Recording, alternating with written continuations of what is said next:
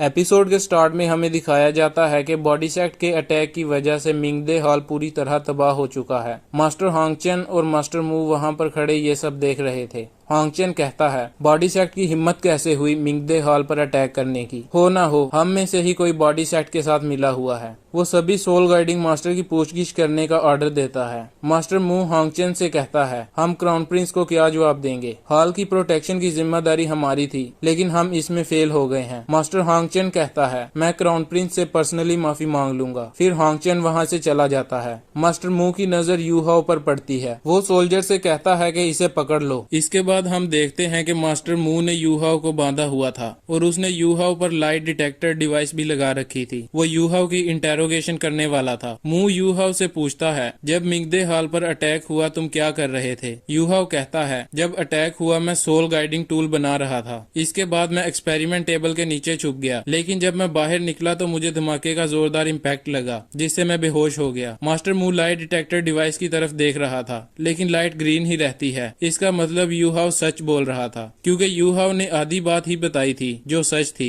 लेकिन मास्टर मू का शक अभी तक दूर नहीं हुआ था। वो यूहाओ से कहता है, मुझे तुम्हारी टूल स्टोरेज की चेकिंग करनी होगी, उम्मीद है तुम कोऑपरेट करोगे। यूहाओ कहता है, हाँ मैं तलाशी करवाने के लिए तैयार हूँ, लेकिन यहाँ मेरे साथ जैसा बर्ताव हो रहा है इसकी शिकायत मैं डीन हांगचन और श्रेक एकेडमी में जरूर करूंगा। गाइडिंग टूल की तलाशी करते हुए मास्टर मू डीन हांगचन का ब्लेसिंग टोकन देखता है। ये देखकर उसे गुस्सा आ जाता है और कहने लगता है, तुम्हारे जैसे एक्सचेंज स्टूडेंट के पास ये कहां से आया? जरूर तुमने इसे चोरी किया होगा। यूहाओ उसे बताता है कि हांगचन ने ही मुझे ये दिया है, लेकिन वो उसकी बात नहीं मानते। पास में खड़ा एक स्टूडेंट कहता है, ऐसा कैसे हो सकता है कि डीन तुम्हें 9 लेवल का गाइडिंग टूल दे दे? और कहता है कि साफ जाहिर हो गया है तुमने ये चोरी किया है और बॉडी सेट के साथ मिलकर अटैक भी करवाया है। तभी हांगचन वहां पर आ जाता है और कहता है, बेवकूफो, यूहाओ के साथ ऐसा बर्ताव करने की तुम्हारी हिम्मत कैसे हुई? इसको ब्लेसिंग टोकन मैंने ही दिया था। फिर वो गुस्से में मास्टर मू को कहता है, यूहाओ को जल्दी से रिलीज करो। मू आगे बढ़ता है, लेकिन यूहाओ पीछे की तरफ हो जाता है और हांगचन से कहता है, मैं यहाँ स्टडी करने के लिए आया था, लेकिन मुझे नहीं पता था कि मुझे यहाँ टारगेट किया जाएगा। ऐसे बर्ताव की उम्मीद नहीं थी मुझे। डीन हांगचन कहता है, ये सिर्फ एक मिसअंडरस्टैंडिंग है। फिर वो यूहाओ को बताता है कि मैंने सोल मास्टर और गाइडिंग मास्टर के बीच एक कंपटीशन रखा है। अगर तुम इसमें जीत गए तो मैं तुम्हें 1 किलोग्राम रेयर मेटल दूंगा, जो सोल गाइडिंग टूल्स बनाने में काम आएगी। लेकिन असल में ये हांगचन का प्लान था, ताकि वो मिंगदे हॉल पर हुए अटैक से सबकी अटेंशन दूर कर सके और इस तरह वो यूहाओ की एबिलिटीज को भी जांच लेगा। यूहाओ सोचता है, ये एक अच्छी डील है और श्रेक एकेडमी में भी सोल गाइडिंग टूल्स बनाने के लिए इस मेटल की काफी जरूरत है। वो इस डील के लिए हाँ कर देता है। फिर हमें रात का सीन दिखाया जाता है। यूहाओ कहीं जा रहा था। हम देखते हैं कि काइतो भी वहीं पर उसका इंतजार कर रहा था। यूहाओ काइतो से पूछता है, तुम्हारे साथ कैसा बर्ताव किया गया? तो काइतो बताता है, मैं धमाके के टाइम वहाँ मौजूद नहीं था, इसलिए मुझसे ज्यादा सवाल नहीं पूछे गए। इसके अलावा वो क्रॉसबो कैनन का परफेक्ट डिजाइन देखकर बहुत ज्यादा हैरान हो गए थे। उनकी हिम्मत नहीं हुई कि वो इसे खोलकर कोर को चेक कर सकें, इसलिए मैं आसानी से स्टोरेज टूल को इसमें छुपाकर बाहर ले आया। यूहाओ सोचता है, अच्छा हुआ उस वक्त काइतो सोल्जर के भेस में वहाँ पर खड़ा था और ये टूल मैंने उसे दे दिया था, वरना इंस्पेक्शन के टाइम मास्टर मू ने इसे ढूंढ लेना था। फिर यूहाओ काइतो से कहता है कि हमें पूरी कोशिश करनी होगी और इस ह्यूमनॉइड गाइडिंग वेपन के सीक्रेट को बाहर लाना होगा। अगर ये मुकम्मल तौर पर बन गया तो सोल वर्ल्ड में पूरी तरह तबाही मचा देगा और कोई भी इसे रोक नहीं पाएगा। यूहाओ कहता है कि शायद कल का कंपटीशन एक परफेक्ट चांस है। काइतो उसे पूछता है, तुम्हारा क्या प्लान है? यूहाओ कहता है, पहले हमें ये कंपटीशन जीतकर तांग सेक्ट और श्रेक एकेडमी की रेपुटेशन बढ़ानी होगी। काइतो बोलता है, मेरे पास भी एक परफेक्ट प्लान है, कंपटीशन में बहुत मजा आएगा। फिर वो दोनों वहां से चले जाते हैं। इसके बाद हमें अरीना का सीन दिखाया जाता है, जहां टूर्नामेंट देखने के लिए काफी ज्यादा ऑडियंस आ चुकी थी।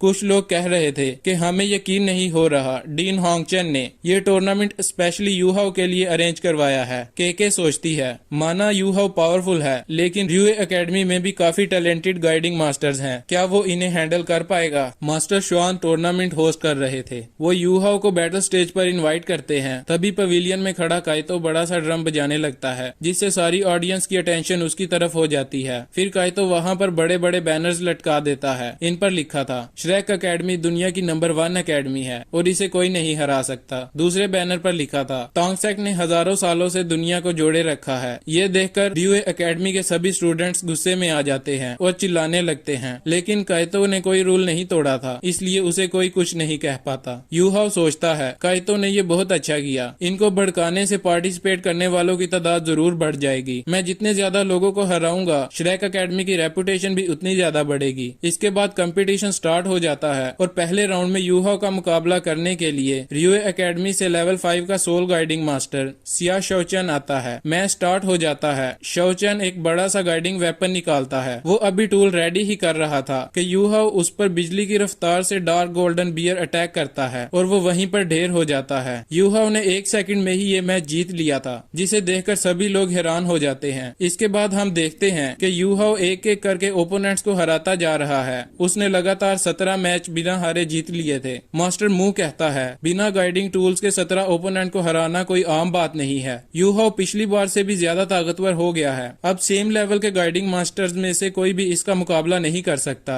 डीन होंगचन कहता है, अगर हम गाइडिंग टूल्स के गुरूर में डूबते गए तो श्रेक अकेडमी का मुकाबला नहीं कर पाएंगे। हमें यूहाओ से सीखना होगा और इसीलिए मैंने ये टूर्नामेंट ऑर्गेनाइज किया है। फिर वो कहता है, अब मेन मेंबर को भेज दो। तभी एक लड़की बड़ी स्पीड से स्टेज पर आती है और चारों तरफ पर्पल धुआं छा जाता है। यूहाओ कुछ देख नहीं पाता। उसे ऐसे लगता है उसके पीछे कोई खड़ा है, लेकिन वहाँ पर कोई नहीं होता। इस लड़की का नाम नाना है और ये एक कंट्रोलर सोर गाइडिंग मास्टर है। यूहाओ को याद आता है कि मास्टर फैन्यू ने उसे बताया था, controller guiding master normal guiding master से डिफरेंट होते हैं। ये गाइडिंग टूल्स बनाने में पार्टिसिपेट नहीं करते और अपना सारा टाइम इनके यूज और ऑपरेशन में लगाते हैं। इसी वजह से इनके स्किल्स नॉर्मल गाइडिंग मास्टर से काफी ज्यादा बेहतर होते हैं। इसके अलावा नाना एक नेक्रोमेंसर भी है, जो दिखने में काफी डरावनी लग रही थी। अभी एक बहुत सीरियस फाइट शुरू होने वाली थी। रियुए अकेडमी के स्टूडेंट्स कहते हैं कि अब यूहाओ नहीं बचेगा। इसके बाद मैच स्टार्ट हो जाता है। नाना अपनी प्रोटेक्टिव सोल को इस्तेमाल करते हुए बड़ी तेजी से यूहाओ पर अटैक करती है। यूहाओ उसकी मूवमेंट को ट्रेस नहीं कर पा रहा था। वो अपने आप को बड़ी मुश्किल से बचाता है। यूहाओ एल्डर जी से पूछता है, नेक्रोमेंसी में इसके स्किल्स कैसे हैं? एल्डर जी कहता है कि नाना नामी लड़की जो तुम्हारे सामने आई है, इसकी गोस्ट सोल काफी स्ट्रेंज है, लेकिन ये मेरी नजरों से नहीं बच सकती। फिर भी ये बहुत टैलेंटेड है, तुम्हें इसे ध्यान से फाइट करनी होगी। यूहाओ नाना पर अटैक करता है, लेकिन उसे इल्यूजन्स ही नजर आ रहे थे। फिर वो अपनी आंखें बंद करके उसकी मूवमेंट्स को महसूस करने लगता है और नाना के अटैक को डॉज करता है। लेकिन जैसे ही वो देखता है तो नाना ने यूहाओ के चारों तरफ जाल बिछा दिया था और वो उसे आग से भड़का देती है। यूहाओ आइस एक्सप्लोजन का इस्तेमाल करते हुए उस जाल को आइस में बदल देता है और नाना की बाजू भी फ्रीज होने लगती है।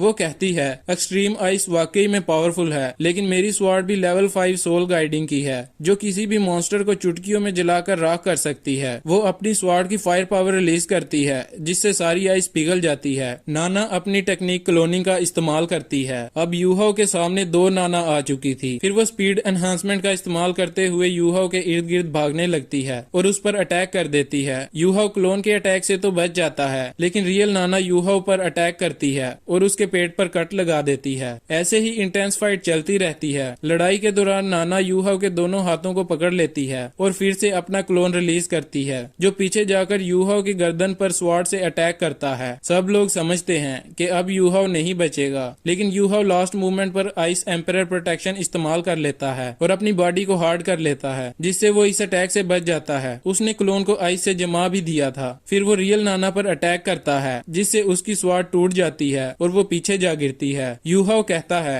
शायद अब तुम्हें हार मान लेनी चाहिए, और वो उसकी तरफ बढ़ता है। जैसे ही वो उसके करीब जाता है, नाना अपने ही हाथ पर तलवार मारती है और ईवल सोल रिलीज कर देती है। यूहाओ इससे पहले कुछ समझ पाता, नाना की ईवल सोल यूहाओ की सोल कैप्चर कर लेती है, जिससे यूहाओ की मूवमेंट्स ब्लॉक हो जाती है और वो वहाँ पर ऐसे खड़ा था जैसे एक बेजान बॉडी है। फिर नाना फाइनल अटैक करने के लिए यूहाओ की तरफ आगे बढ़ती है। मास्टर शॉन को यूहाओ की फिक्र होती है, लेकिन डीन होंगचन ये देखकर खुश हो रहा था, मानो उसे ये देखकर मजा आ रहा हो। एल्डर यी भी यूहाओ के सी ऑफ कॉन्शियसनेस से ये देख रहा था। वो कहता है कि इसकी ईवल सोल वाकई में पावरफुल है, लेकिन अनडेड मास्टर के सामने ईवल सोल रिलीज करना बचकानी हरकत है। लगता है ये और जीना नहीं चाहती। फिर यूहाओ एल्डर यी की पावर को इस्तेमाल करते हुए नाना की ईवल सोल को जंजीरों में जकड़ लेता है और उसे बाल की शक्ल में बनाकर गायब कर देता है। यूहाओ ने नाना की सोल को छीन लिया था। नाना के हाथ से तलवार गिर जाती है और वो घुटनों पर आ जाती है। वो कहती है, तुमने मेरी सोल के साथ क्या किया? यूहाओ उसका कोई जवाब नहीं देता और अपनी पावर इस्तेमाल करते हुए डोमिनेटिंग द वर्ल्ड से उस पर अटैक करता है, लेकिन वो नाना को इंजर नहीं करता और अपनी पावर को दूसरी तरफ से पीछे वाली बिल्डिंग पर रिलीज कर देता है, जिससे पूरी बिल्डिंग तबाह हो जाती है। यूहाओ कहता है, शायद अब तुम्हें भी फीलिंग आ रही होगी कि सोल कैप्चर होने के बाद कैसा महसूस होता है। वो उसे कहता है, मुझे कल की फाइट्स में भी पार्टिसिपेट करना है। मैचेस के बाद मैं तुम्हारी सोल वापस कर दूंगा। यूहाओ ये मैच भी जीत जाता है। रियुए एकेडमी के स्टूडेंट्स ये देखकर बहुत ज्यादा हैरान हो जाते हैं कि सीनियर स्टूडेंट नाना भी यूहाओ से हार गई। डीन होंगचन यूहाओ की पावर देखकर कहता है, श्रेक एकेडमी ने वाकई में मॉन्स्टर्स तैयार किए हैं। मास्टर श्वान भी यूहाओ की पावर से इम्प्रेस हो जाता है। यहाँ मास्टर मू को दिखाया जाता है जो कि गुस्से से लाल हो चुका था। वो कहता है, अगर ऐसा ही चलता रहा तो हम अगले सोल वार टूर्नामेंट में श्रेक एकेडमी से कैसे निपटेंगे। डीन होंगचन एक पर्सन के बारे में सोचता है और कहता है कि शायद अब वही यूहाओ से मुकाबला कर पाएगा। तभी सीन शिफ्ट होता है और हम देखते हैं